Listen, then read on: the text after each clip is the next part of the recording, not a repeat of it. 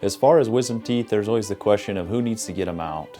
About 80 to 90% of people cannot fit wisdom teeth in their mouth to be in a healthy relationship, and therefore we have to then take them out. Once we move into examining, are you a candidate to remove your wisdom teeth or not, then we kind of go through our exam, look at other things, and then we'll go over our x-ray, talk about the risks, the complications.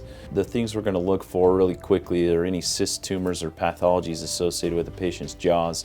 The next thing we're going to move to is why they're here, which is wisdom teeth. So this is an upper wisdom tooth, tooth number 1. This is tooth number 16. This is tooth number 17. You can see it's kind of horizontally impacted. Is there enough room? Is there good attached gingiva? Are they even visible in the mouth? So wisdom teeth are supposed to come in at the age of wisdom, which is around 18. It's probably when I was least wise in life.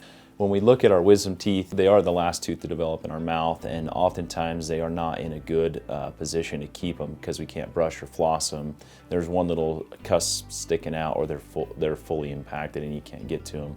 Impacted teeth means that they are not fully into the mouth and they are either covered by gum tissue or gum tissue and bone. So if you have part of the wisdom tooth out, but a lot of it's still covered in gum tissue, or any of it's still covered in gum tissue, the coronal aspect of the tooth, then you can't brush and floss it. Therefore, it just becomes a nidus for an infection as the bacteria collect under that tissue that you can't brush and floss. Wisdom tooth surgery is pretty straightforward.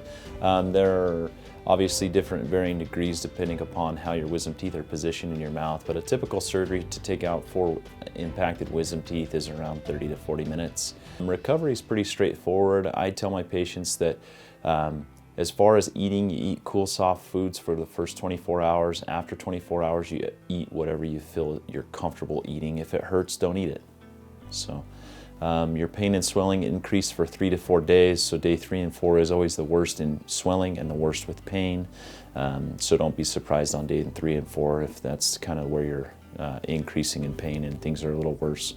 We'll put you on ibuprofen for most patients. Some patients aren't candidates for non-steroidal anti-inflammatory drugs, but most people are, and if you are, we'll put you on ibuprofen as well as Tylenol, and then we will try to avoid opioids. There's a couple different ways we can avoid opioids. One is Exparel. Exparel is a long-lasting local anesthetic that's basically designed to slowly leach out of carrier vacuoles to release local anesthetic over a 3 to 4 day window so that it helps to control pain, take the edge off that pain. As it does that, obviously you'll have some sort of pain, and ibuprofen and Tylenol are usually profound in being able to control that. The last 2.5 to 3 years in our practice, we've been using it heavily, and most of our patients no longer feel or use an opioid. That being said, we still supply you with a small backup prescription of an opioid that we tell you to take to your pharmacist. Turn it in, ask the pharmacist not to fill it, but they'll have it on record. And if you need to, then you can call them and ask for it.